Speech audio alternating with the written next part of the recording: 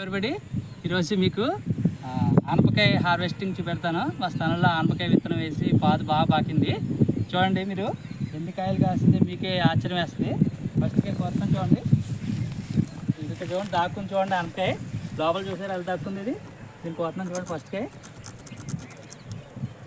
వీటిని సొరకాయలని కూడా అంటారు. ఆనపకాయ సొరకాయ ఇది పొడుగ్గా కాస్తుంటాయి, పందిరికి అయితే బాగా కాస్తుంటాయి. సరిగ్గా మీరు లెక్కెట్టండి. ఒకటి తెల్లరా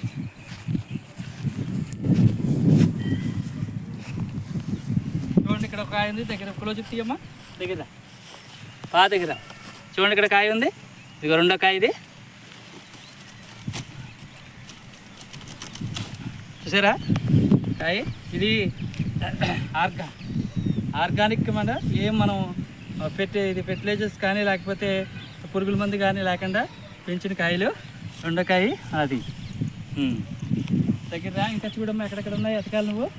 ఇలా దగ్గర ఈ పాదంతా చూపెట్టు. అయ్యో చూడండి, ఇక్కడ ఉంది. ఇక్కడ కాయ దాక్కుని చూడండి. ఈ లోపల చూసారా? ఇగో చూసారా ఎంత కాయ ఉందో. అలాది అమ్మా. ఇంకో మూడో కాయ చూసారా? మూడు అలా పెట్టు.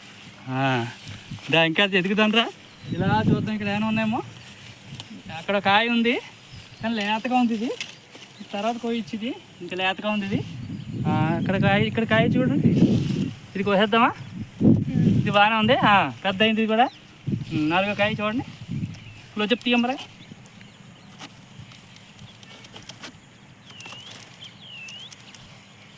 ఈ అనపకాయ తింటే సులువుగా పాకుతుంది, కాయలు ఎక్కువ కాస్తాయి. ఒక విత్తనం వేసిన అంతే.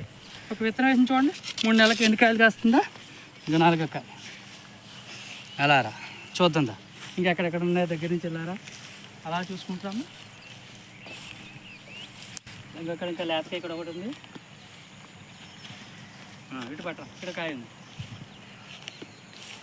ఇట్లా ఇలా రా. ఇక్కడ దాక్కుని చూడండి.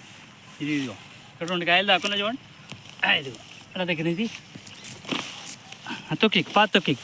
ఇదిగో చూడు, ఇదిగో సరే ఎంత బాగా వచ్చిందో కాయ. చాలా బాగుంది కాయ ఇది.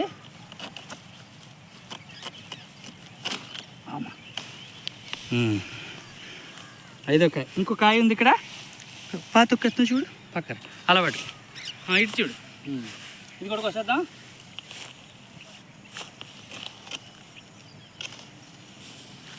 ఇది ఆ తర్వాత కాదు, పాజనకు చూడండి. 1 2 3 4 5 6.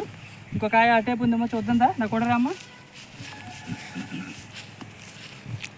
అలా పాకి ఇక్కడ మొదలు చూడండి. ఇక్కడ పెట్టాను మొదలు. ఇక్కడ చూడండి ఎంత బాగా వచ్చింది మొదలు. ఇక్కడ నుంచి అలా మొత్తం పాకుతూ వెళ్ళింది మాట.